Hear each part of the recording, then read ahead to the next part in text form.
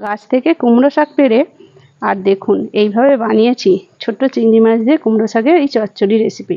আপনারা দেখুন ফুল ভিডিওটা, খুবই টেস্টি আর লোভনীয়।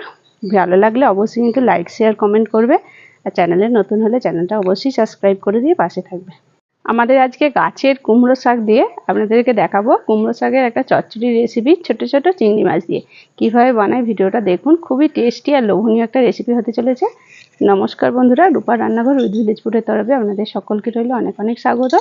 বন্ধুরা এখন যে যেখান থেকে ভিডিওটা দেখছো তাদের সকলকে রইল অনেক ভালোবাসা, বড়দের রইল আমার অনেক অনেক প্রণাম। দেখুন বন্ধুরা, ছোট ছোট চিংড়ি মাছ নিয়েছি, আর এর মধ্যে আমি আগে থেকে লবণ মাখিয়ে রেখেছিলাম, একটু হলুদ মাখিয়ে দিলাম। কড়াই দিয়ে দিচ্ছি সর্ষের তেল। তেল গরম হয়ে গেছে, দিয়ে দিচ্ছি মাছগুলো।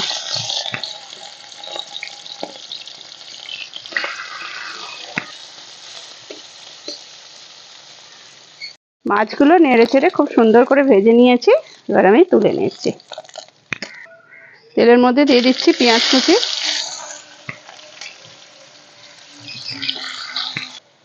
পেঁয়াজটা ভাজা হয়েছে অল্প, খুব বেশি ভাজিনি, লাল লাল করে। এর মধ্যে দিয়ে দিচ্ছি সবজি, আর দিয়ে দিচ্ছি কুমড়োর ডাঁটাগুলো। এখানে আমি বেগুন দিয়েছি, ঝিঙে দিয়েছি, মূলো আর আলু।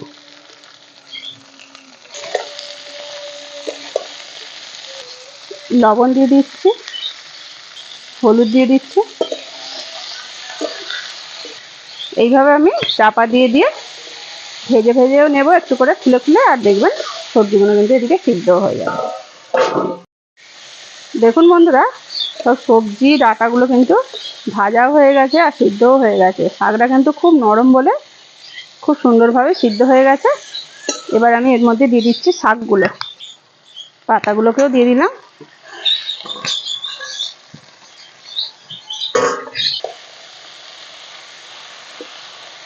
পাতাগুলো দিয়ে দিয়েছি, এবার আমি একটু চাপা দিয়ে পাতাগুলো একটু নরম করে নেব। পাতাগুলো কিন্তু একদম সিদ্ধ হয়ে গেছে। দিয়ে দিচ্ছি লঙ্কার গুঁড়ো,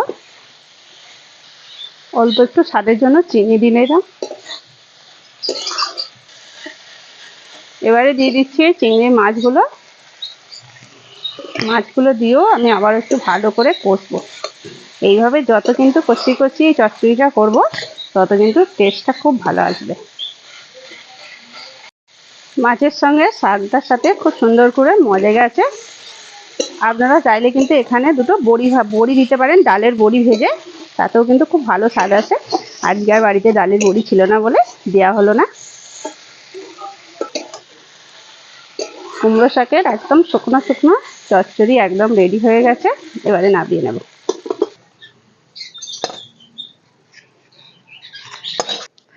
আপনারা এইভাবে বানিয়ে ফেলুন কুমড়ো শাকের চচ্চড়ি, ভাত দিয়ে কিন্তু খুবই দুর্দান্ত লাগবে।